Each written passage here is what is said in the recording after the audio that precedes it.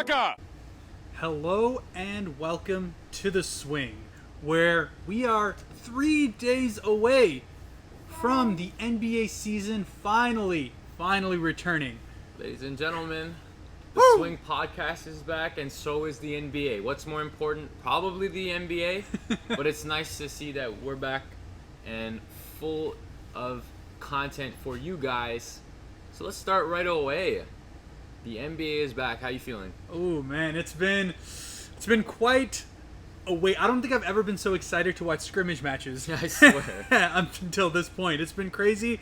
It feels like forever ago, but it's been a little over 3 months, almost 4 months now since the NBA's Just off. about. When did they stop? In January, was it? Or February? Sometime February? February, yeah. So actually, it has been longer. Yeah, it it's just been a lot. feels long. Never mind. Yeah, in my mind it was like March, but nah.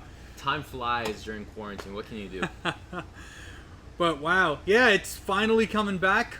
July 30th, we're gonna get a slate of 2 games to whet our appetite. Oh yeah. Oh, man, it's gonna be nice. We're gonna get to start off with the Jazz facing off against the Pelicans, and then we get the creme de la creme, as they say, with the Clippers and the Lakers to finish the night. It's debatable, but we'll talk about that. We will talk about that's something we're going to get to tonight, but we just want to talk quickly about some of the interesting things in terms of the bubble within the NBA currently. So let's start with jerseys. First of all, one of the things that the NBA has implemented is the ability for players to kind of have social messages on the back of their jerseys. So some players may elect to write Black Lives Matter or BLM as their last name on the back of their jersey.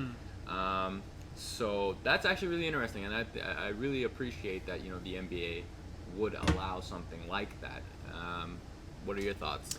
Yeah, I mean, look, the NBA, while not perfect, has definitely been ahead of the game as far as kind of taking into account the social situation that's going on, the just being responsive to the realities of what we're seeing out there. And it's great. I think it's a good step to be able to take. I mean, as Norman Powell said, it's not perfect. There's other things that people would rather have on their jerseys, and you're finding that other things are coming into place to be able to actually put that kind of across. Russell Westbrook is coming out with his clothing line that's going to allow for, I guess, during the pregame for them to wear that and have more of what they're feeling. But it's a good step. It's a good step, and it's important. And we're finding that a lot of NBA players are reacting positively to it. They're going to choose to put one of the statements that are on the back of their jerseys. So, kudos to the NBA for taking that step, and we'll see where they can go from there. Absolutely. And big shout out to the Toronto Raptors for being kind of the pioneers of being the first ones to show the social justice within their team bus. They had Toronto Raptors champions, but then they also had Black Lives Matter on the entire bus, and so that was really, really beautiful to see. Of course, our team is very diverse, but at the same time, a lot of activists on our team, so that's very important to note. That and it's very nice to see that our team was the forerunner of kind of bringing that social justice aspect and implementing it into the bubble, which is really, really nice. Yeah. And despite what players like Draymond may think of it not being a Canadian problem, I suppose, which was a huge facepalm for me, but look, the Raptors have proven time and time again that they are incredibly self-aware when it comes to these kind of things. They're incredibly sensitive to issues that go around. This isn't the first time that we've seen, from Masai's side, right? He being Giants of Africa, really leading the game of basketball developing worldwide. So it's not a surprise in any way to me that the Toronto Raptors went and actually did something like this, but the fact that others are also now seeing it and are acknowledging it, and you know what? The champions gotta, hold the banner for what the NBA should be. And you know what? The champs are doing it. So 100%. kudos to the Raptors for pulling that, and they absolutely should feel happy about that, and the players themselves should feel proud to wear that jersey of an organization that supports social justice like that. 1,000%, and that's just unbelievable. Now, speaking of just entirely of the practical things within the NBA season starting again, let's talk about some of the things that the players enjoy. So one things that they were apart from Lou Williams, like he enjoys some other things. We're not gonna get into that, not yet. But I'm talking about the courts. So one of the things that we talked about earlier in our podcasts were that, you know, how are they going to implement the whole home team environment during this, this new bubble? Yeah. Like, how are they going to have that, show that advantage again? And also talk about the players and what their thoughts are on the court. Yeah, no doubt. I mean, as we saw in the scrimmage games, there are teams that have been assigned to be the home ones, get their kind of banner showing as screens going around the entire arena. And by and large, I mean, we'll talk a little bit more about how the players are actually performing on the court, but shooting percentages are looking good. You would think that rust would have been a bigger factor for players that have been off for months at a time, but really, by and large, players are looking good. I mean, defensive schemes, all of that, you know, a bit of timing on those kind of things will come. But as far as purely mechanics and the results that we're seeing from that, very, very positive. And some of the reasoning that has been put behind this is that the sight lines on the court are incredibly, incredibly nice. Players are able to, I guess, more nicely scan where the basket is and kind of get into their motion. And obviously with the crowd not necessarily distracting them in the same way, we may actually start to see things like Dwight Howard hitting free throw after free throw without the crowd, or Giannis hitting his back-to-back, which could be a problem in the playoffs, but let's see how it happens. But look, I think from a performance perspective, the players are coming in incredibly well-rested.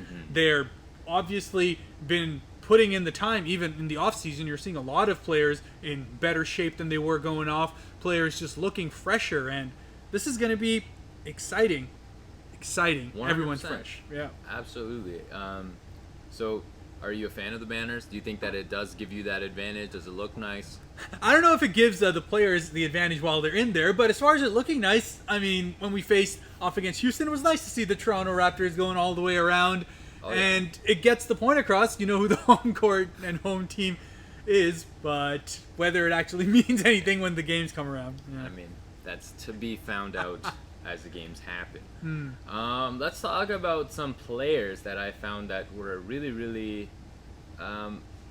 they're important players to a team, but I don't think they were taking the bubble or like quarantine as seriously as they should have. Let's talk about Lou Williams really quickly. Hot topic. Alert, hot topic number 1. Lou Williams suspended for, not suspended, but 10 games. He is in quarantine. Why is that? Yeah, 10 days he's in quarantine as a result of his roaming, let's just say that. Where was he roaming to?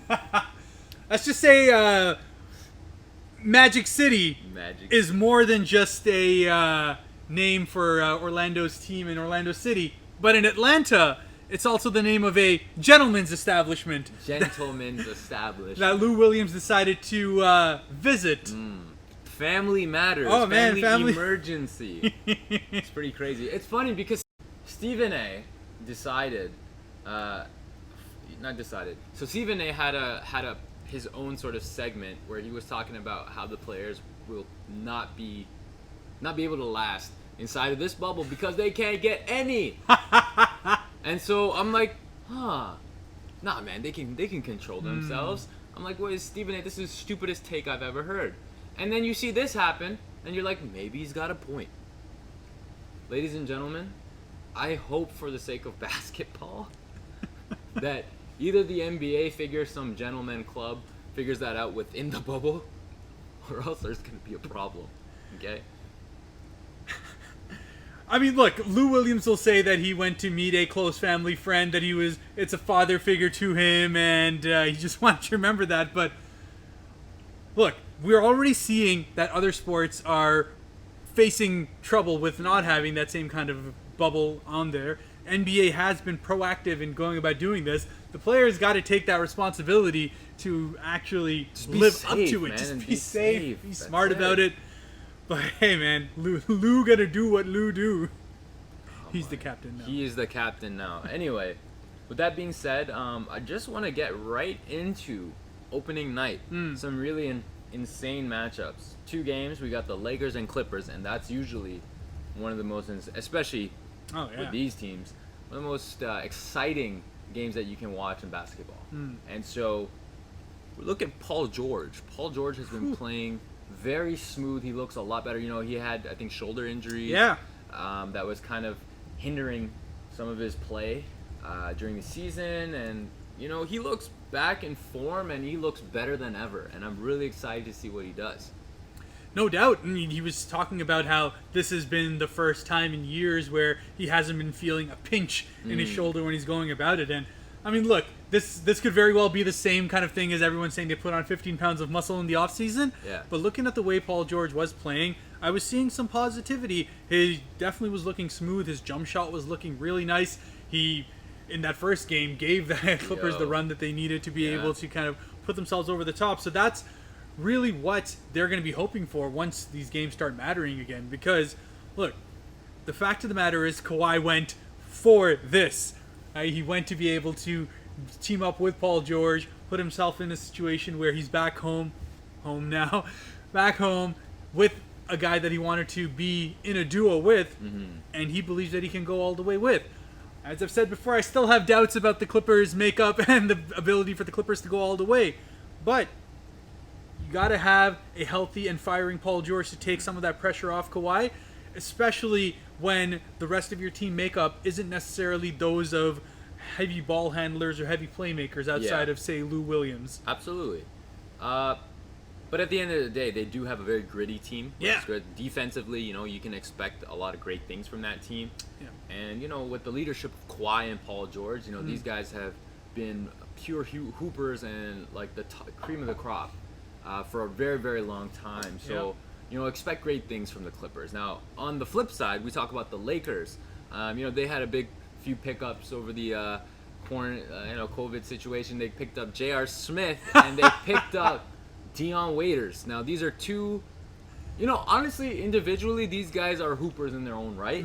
They've been they've proven over and over again that, they can be, difference makers on teams. Seriously, they when they're not being stupid and they're just actually playing. Stupid, yeah, absolutely. But, right off the bat, you saw a lot of chemistry between JR and Dwight Howard, which was really nice to see. There was a few alley-oops and a few nice plays. Yeah. And Dion Waiters, like, individually, he was putting up some pretty interesting shots. Like, he has been scoring for them. And, with the, not having Avery Bradley.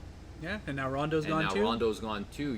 You need these types of players to kind of come right in and, fit right in and then perform.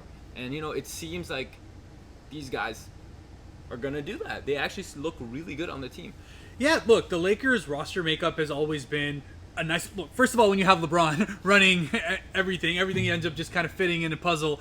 You know who the man is and you know what the other guys need to do. So it just makes it so that now you just got to find a way to best support LeBron. Absolutely. As stupid as J.R. Smith has been at times, he has been a key cog in a lot of LeBron-led teams. Absolutely. And he's hit a couple of big shots for him in the playoffs before. He is a guy that, look, even when JR can be a bit of a loose cannon, at least LeBron knows what it is that he's going to get from him and where it is that he can actually trust him. So that's going to be interesting to go. He's obviously just going to be playing spot minutes on there, right? That's Danny Green's spot by and large. He's going to be playing the vast majority of the minutes at the 2. But having a relief guy come in, able to maybe go and hit a couple of shots, similar to Dion Waiters. You kind of throw him in there, see if he's hot on the night. If he happens to be hot, just keep playing. Just keep riding the hot hand. They are the ultimate heat check guys for sure. Especially from J.R. Smith. If he hits a couple, you just know that at any time he can hit 5 or 6 in a row, or he's just going to clank 10, and that's it. At least you'll know that within the first 5 minutes of him playing, and then you'll just sit him out. But as far as the Lakers are concerned, one, I feel they should be favored going into this matchup itself, even with the Clippers having done well against them in the season. Yeah, but as we get further now and closer into the playoffs, we're really going to start to see the level at which LeBron has been playing. Obviously, coming into the COVID situation, he was once again in talks of MVP. I don't think he is MVP. Giannis, in my opinion, has that runaway. But for him to once again be in that conversation at playing at that level is a scary prospect for any team that comes up. And now he's going to be in essentially playoff mode. So seeding is not mattering the same way that it did before. Absolutely now it's just about playing the best that you can. And when LeBron is on form, few teams can handle that. Very few teams. And then, that's the exciting thing, right? Because now you have all these players that are injury prone, or at least with LeBron, it's like he had always had to. He has such a big load and a heavy burden on his shoulders. So during the season, especially with the Lakers, he'd be playing extended minutes at that age, and wouldn't really have that rest that you would want a superstar to have before the playoffs. Everyone is rested, so we are gonna get Anthony Davis healthy. We're gonna get LeBron healthy, Kawhi healthy, PG healthy. Lou Williams is sitting out. But anyway, point is that 10 days he'll be back. 10 days he'll be back. But it's really exciting to see that all the best players are here, and they are rested, and they're ready to go, and they have something to prove. Now, who do you have between the two for opening night? Yeah, so first and foremost, to me, the Pelicans have everything to play for at this time. The Jazz have been great all season. I think for them, the biggest thing is going to be to get their chemistry back. First and foremost, the Rudy Gobert situation that totally just threw a nuke right into the Utah Jazz's chemistry. And look, by and large, what we've been hearing from Donovan Mitchell and all the team talks they've been having, they are looking to be better than ever. We'll see once the season actually starts, right? But for me, Mike Conley is their factor that has to be playing at a much better level than he has this season. Again, another guy who has always dealt with injuries, but in this case, his role had also changed quite a bit. I actually don't like how Utah had been using him this season. He was pretty much become an off-ball player for them, which, frankly, that's not his strength. No. But I think Utah was starting to figure that out, because between we just talking about the Clippers not having as many ball handlers, Utah, on the other hand, has a lot of ball handlers. But at the same time, they have a lot of guys that handle their roles well. So players like Joe Ingles, who had initially come into the season as kind of locked in as their second real ball handler behind Donovan Mitchell, being their second leading assist guy last year as well. He had taken a bit of a backseat to try and get Mike Conley pushed, but that wasn't totally working because Donovan Mitchell was still handling the ball quite heavily. But you saw that it was getting better as time went on. Mike Conley had his best season, or his best month of the season, going into the COVID break. So for the Utah Jazz, getting that chemistry back and getting themselves running on full throttle is going to be everything for them, because they're pretty much locked into a top 4 seed. But as far as the Pelicans are concerned, every game is do or die for them. Really. We already can look at the bottom of the list as far as the playoff contention is concerned. And there's a reason why Washington was the only team from the East outside of the playoffs that made it into the top 22. Because it's been so damn tight all the way in the West. It's been crazy. We're seeing it's within just a couple of games all there, which means that any loss is going to be potentially a death knell for you. And with teams like Portland coming back healthy, looking to really fight it out now, try to make it back in, the Pelicans now getting Zion fully back, they are going to try and do everything they can to get past these matchups and squeeze their way in. Dude, and to be honest, the Pelicans, we want to test this team. They have these, rookies, essentially, or like a few, young players that, have uber potential. They can be so great. Ingram, what a change from, being the Lakers Ingram to the Pelicans Ingram. He's turned his career around quite substantially. Lonzo Ball also has been balling out, no pun intended, for the Pelicans this season. And the addition of Zion now, Zion coming in, actually, the few games that he did play, he was performing at peak level, like really, really well. And so to see all of these three guys, their core, come in and then, just ball out that they were the way they were balling out, and the conditions being that it's do or die every single game. I want to see how they take that. Will they, crack under the pressure, or will they take this upon themselves to make the playoffs for JJ Redick's sake? They want to keep that streak alive. Let's see how much you want. Keep that streak alive. Never miss the playoffs. Never. So, I'm actually really hopeful for this team because they are very exciting. And, best of luck to them. For the Jazz, I just hope that, they have a lot of great role players. And like you said, the ball handling situation, once they figure out what is the most successful, combination for them, they're going to be a deadly team. We already know they're one of the best defensive teams in the league.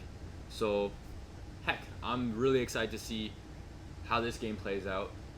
Who do you have winning from the Lakers and the Clippers, and who do you have winning from the Jazz and the Pelicans? Yeah, so first of all, back to the Jazz and Pelicans. I am picking the Pelicans to be able to win this, right? Okay. Being 3.5 games out of the 8 seed, fighting tooth and nail for everything, and essentially having it all to prove, while the Jazz can, even though they're, a game ahead of 5th seed on there, seeding doesn't matter nearly as much now. For them, it's all about getting there, so they're going to be working their kinks out.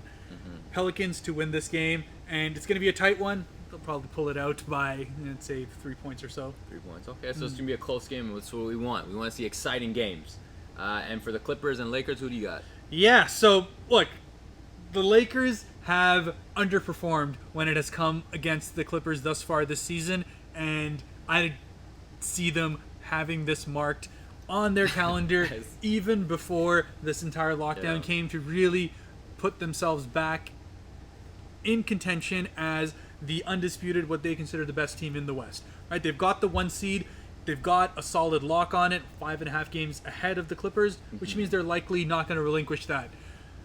But this is a thorn in their side. And with the Clippers now being a likely matchup for them, at least if they're hoping, if everything goes well, they're going to be thinking that that's their potential conference final opponent, right? So this is now dress rehearsal time for that. Absolutely. You are now in playoff mode. The Lakers, essentially, in my mind, have to win this game. So they are going to do everything to do that, and they're going to pull this out. Okay. Well, I actually disagree with you. I truly think that the Clippers are going to handle their business. Okay. And we'll win this game. Now, I do want them to have a Lakers and Clippers conference finals. That would be amazing.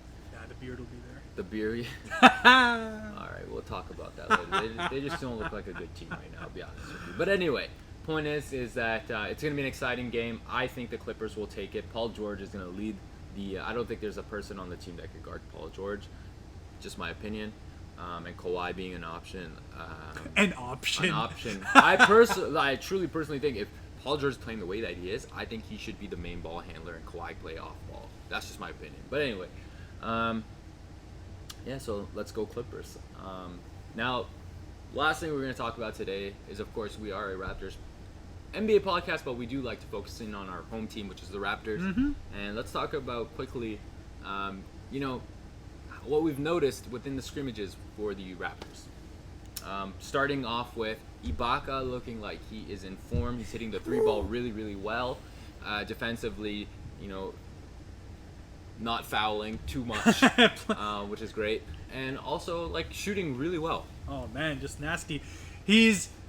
Look, this has been, as Jack Armstrong was talking about in the first game against the Rockets, this has been the best season of his career from an offensive standpoint for sure. His points per game has increased every month of this season, averaging nearly 18 points a game before that entire lockdown happened.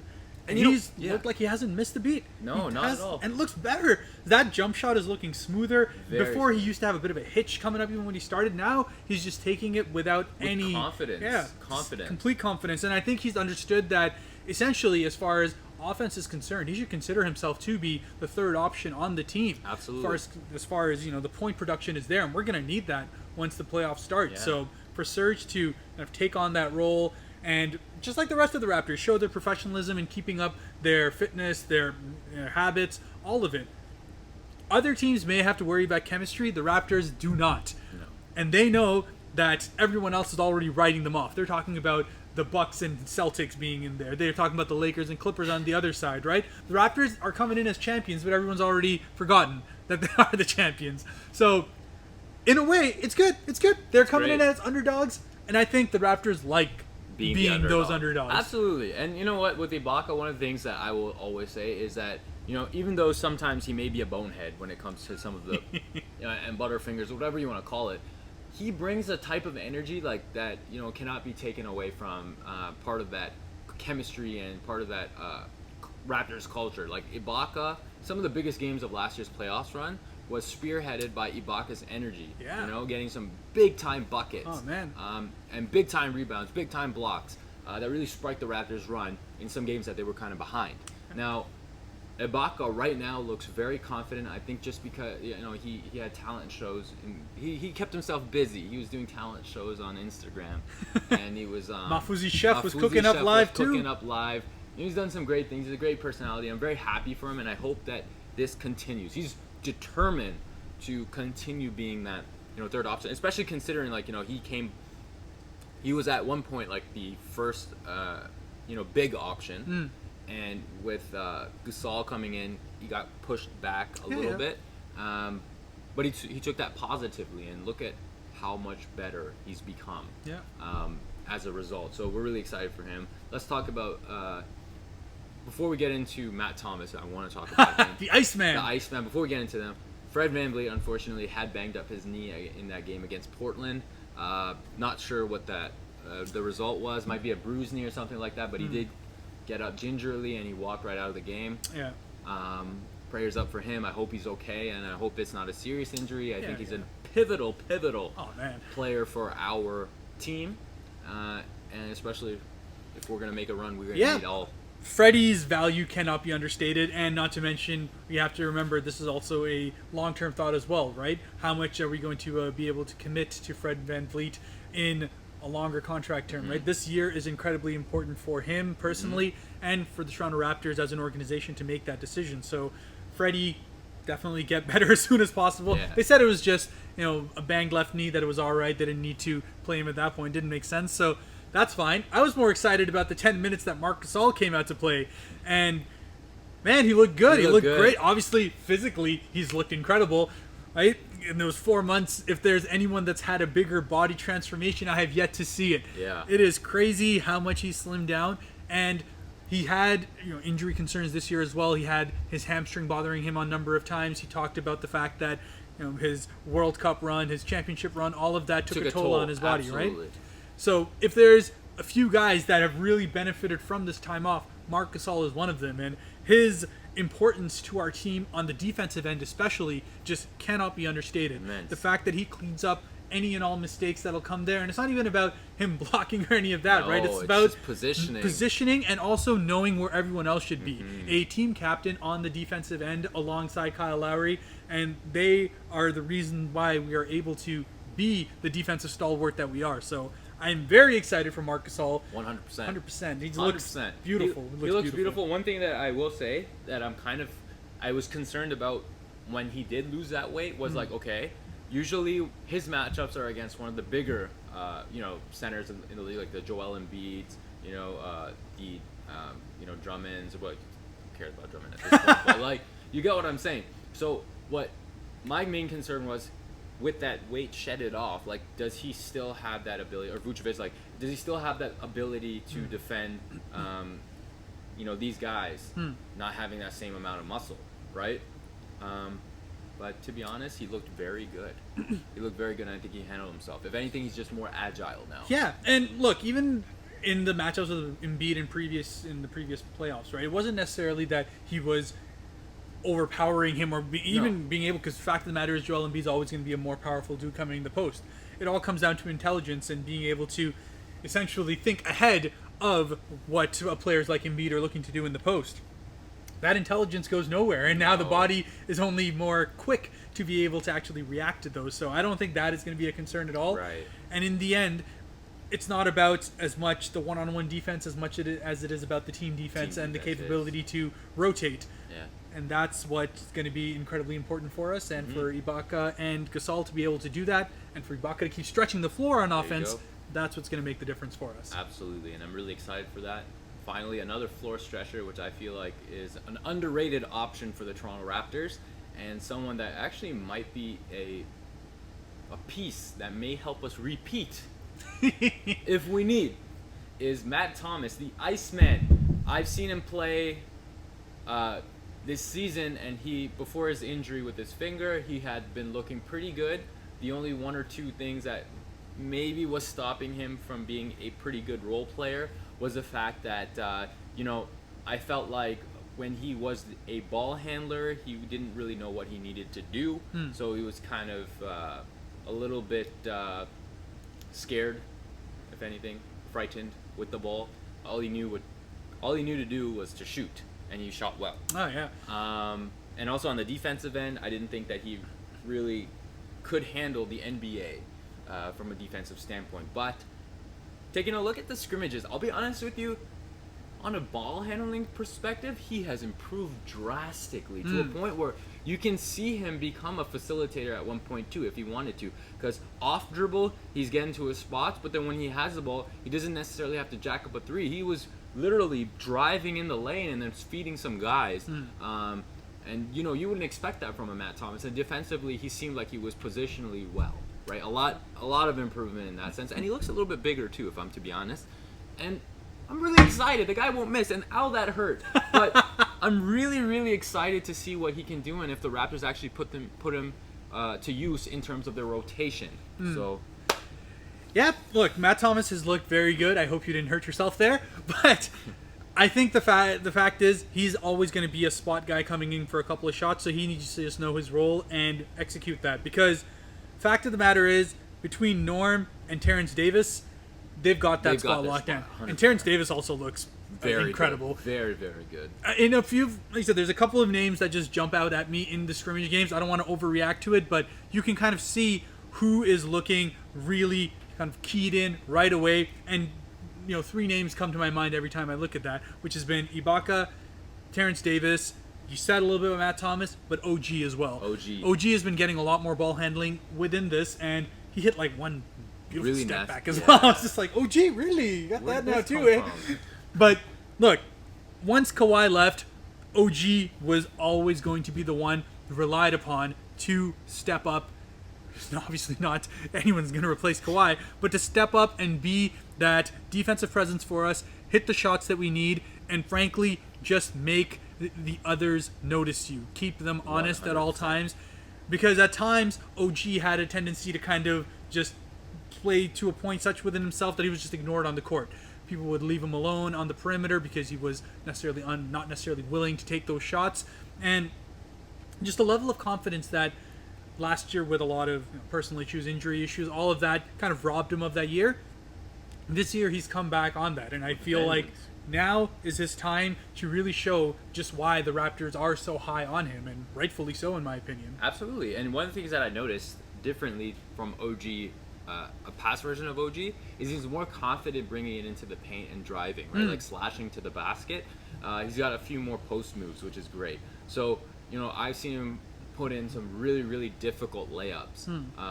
Driving to the basket with a few moves here and there that, you wouldn't expect him to do in past seasons. And actually this season in particular, before his injury, where Kawhi took his eye out, but was that you really appreciated how well he was performing in the paint. And that has become such a big tool for him, using his body size to get to the basket. Not a lot of people can keep up with that strength, you know what I mean? And he's using that really, really well. And his three-ball shooting has improved over the years. So now he isn't necessarily an incredible threat from the three-point line, but it is still there for people to be like, you know what, we still have to check him there. So having that versatility is going to be so big for the Raptors, this floor space, but also have somebody who can just go get a basket when they need. And I'm really excited to see what he does. Defensively, we've already seen, like HK said, he is an incredible defensive player. We need him. And we want to show the world why it is we do speak so highly of him, why we did draft him, and we want to see him earn a championship with us this year. Man, I'm going to take it a game at a time on that, but look, Raptors get to start their season on August the 1st, also against the Lakers, so that's going to be an insane game to be able to start the season off. In general, the Raptors' schedule is going to be quite the grind going into the playoffs. But you know what? You'd rather have those kind of matchups on there, right? Get yourself well tested, get yourself back in the groove, and get ready to go on what we hope will be, once again, a deep, deep playoff run. Get it! Yeah. Raptors, champions, 2021, COVID season. They better not put an asterisk on that. Still 2020. It's 2019-2020 season. 2020 NBA champions. 2020. I'm gonna say 2021 because we're gonna three-peat. Oh. That's what I was trying to say. Is McCaw just gonna win a championship for every year of his career? I told you he's a lucky charm. But anyway, ladies and gentlemen, that is what we have for our podcast today. I hope you guys enjoyed. We're really excited for the NBA season to start again. Again, July 30th. July 30th, 6:30 p.m. Eastern time, whatever it is in your local time zone. But we're gonna be back to watch more. You're gonna get more from the swing because we're back, baby, just like the NBA. Peace.